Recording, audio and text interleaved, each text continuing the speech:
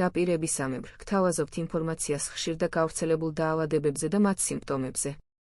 უყურეთ ვიდეო ახსნას, მიიღეთ მეტი ინფორმაცია და თუ ნახავთ, რომ თქვენს გაქვთ მსგავსი სიმპტომები, მოიწერეთ კომენტარები და დასვით კითხვები. გინკობილობა.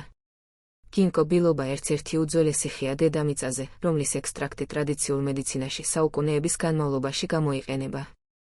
თანამედროვე მედიცინაში გინკობილობას ექსტრაქტი ფართოდ არის შესწავლილი და გამოიყენება სხვადასხვა დაავადების სამკურნალოდ და პროფილაქტიკისთვის. მისი ფოთლები შეიცავს ბიოლოგიურად აქტიურ ნივთიერებებს, მათ შორის ფლავონოიდებსა და ტერპენოიდებს, რომლებიც განაპირობებენ მის სამკურნალო თვისებებს. დადებითი თვისებები. ანტიოქსიდანტური მოქმედება. გინკობილობას ექსტრაქტი მდიდარია ანტიოქსიდანტებით, რომლებიც იცავენ უჯრედებს თავისუფალი რადიკალების მავნე ზემოქმედებისგან. ეს ხელს უწყობს ორგანიზმის დაბერების პროცესის შენელებას და სხვადასხვა დაავადების პრევენციას. სისხლის მიმოქცევის გაუმჯობესება. გინკობილობა ხელს უწყობს სისხლძარღვების გაფართოებას, რაც აუმჯობესებს სისხლის მიმოქცევას, განსაკუთრებით თავის ტვინსა და პერიფერიულ სისხლძარღვებში.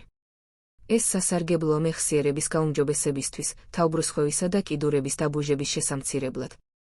მეხსიერებისა და კონცენტრაციის გაუმჯობესება. გინკობილობა აუმჯობესებს ტვინის სისხლის მიმოქცევას, რაც ხელს უწყობს კოგნიტური ფუნქციების, მეხსიერების, ყურადღებისა და კონცენტრაციის გაძლიერებას.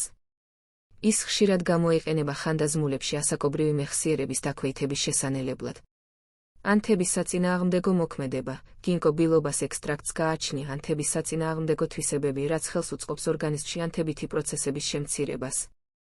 ეს შეიძლება სასარგებლო იყოს ართრიტის, ალერგიული რეაქციებისა და სხვა ანთებითი დაავადებების დროს.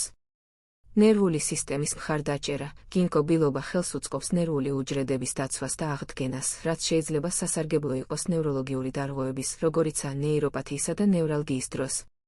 ანტიდეპრესიული მოქმედება. ზოგიერთი კვლევა მიუთითებს, რომ გინკობილობას ექსტრაქტს შეიძლება ჰქონდეს მსუბუქი ანტიდეპრესიული ეფექტი, რაც ხელს უწყობს განწყობის გაუმჯობესებას.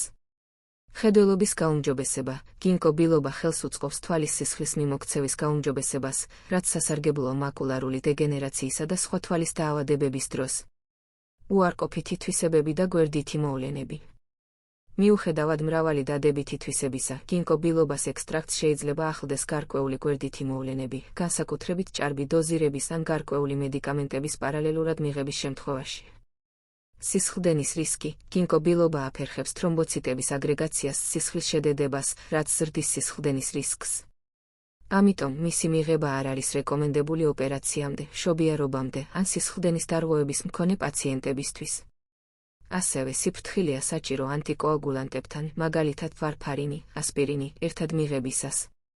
კუჭ-ნაწლავის დარღვევები. გინკობილობას მიღებამ შესაძლოა გამოიწვიოს კუჭის აშლილობა, გულისრევა, ღებინება ან დიარეა. ალერგიული რეაქციები. ზოგიერთ ადამიანს შეიძლება ჰქონდეს ალერგიული რეაქცია გინკობილობაზე, რომელიც შეიძლება გამოიხატოს კანზე გამონაყარით, ქავილით, შეშუპებით ან სუნთქვის გაძნელებით. თავის ტკივილი და თავბრუსხვევა. იშვიათად გინკობილობას მიღებამ შეიძლება გამოიწვიოს თავის ტკივილი ან თავბრუსხვევა. კრუნჩხვები. არსებობს მონაცემები, რომ გინკობილობამ შესაძლოა გაზარდოს კრუნჩხვების რისკი ეპილეფსიით დაავადებულ ადამიანებში. დაავადებები, რომელთა დროსაც სასარგებლოა გინკობილობა. მეხსიერების დაქვეითება და დემენცია. გინკობილობა ხელს უწყობს ტვინის სისხლის მიმოქცევის გაუმჯობესებას და აუმჯობესებს კოგნიტურ ფუნქციებს, ამიტომ სასარგებლოა ალცჰეიმერის დაავადების, სისხლძარღვოვანი დემენციის და სხვა ასაკობრივი მეხსიერების პრობლემების დროს. პერიფერიული სისხლძარღვების დაავადებები. გინკობილობა აუმჯობესებს სისხლის მიმოქცევას კიდურებში, ამიტომ სასარგებლოა პერიფერიული არტერიული დაავადების, რეინოს სინდრომის და კოჭლობის დროს. თავბრუსხვევა და ვესტიბულური დარღვევები. გინკობილობა აუმჯობესებს შიდა ყურში სისხლის მიმოქცევას და ამცირებს თავბრუსხვევის სიმპტომებს. მაკულარული დეგენერაცია და სხვა თვალის დაავადებები.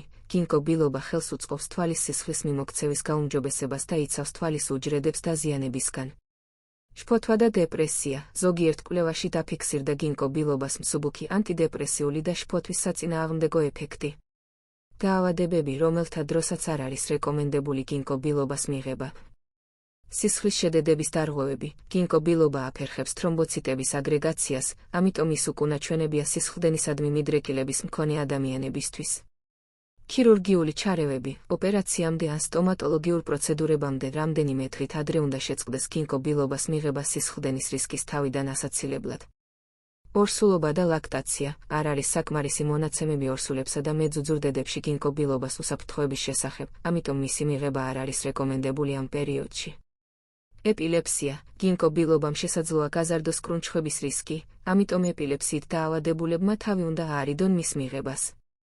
მედიკამენტებთან ურთიერთქმედება, გინკობილობა ურთიერთქმედებს ზოგიერთ მედიკამენტთან, როგორიცაა ანტიკოაგულანტები, ანტიდეპრესანტები და არასტეროიდული ანთების საწინააღმდეგო საშუალებები.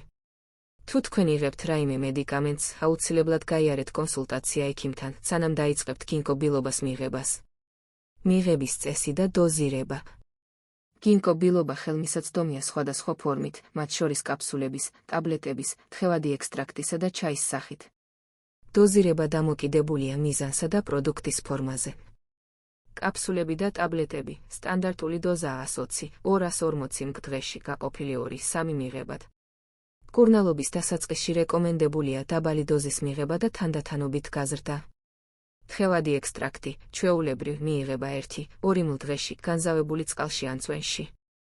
ჩაი, გინკობილობას გამხმარი ფოთლებისგან მომზადებული ჩაი მიიღება 1-2 ჩიქა დღეში.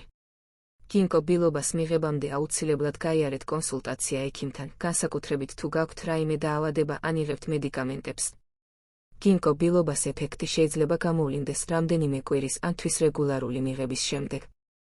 არ გადააჭარბოთ რეკომენდებულ დოზას, რათა თავიდან აიცილოთ გვერდითი მოვლენები. ყურადღება მიაქციეთ პროდუქტის ხარისხს და შეიძინეთ სანდო მწარმოებლებისგან.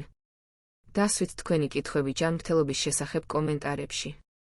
ასევე მოგწერეთ კომენტარებში, რომელ დაავადების შესახებ გსურთ მოგიმზადოთ ინფორმაცია. არ დაგავიწყდეთ გამოიწერეთ ჩვენი არხი, რათა შეიტყოთ უფრო მეტი სხვადასხვა გავრცელებულ დაავადებაზე და მათი მკურნალობის შესახებ. გისურვებთ ჯანმრთელობას.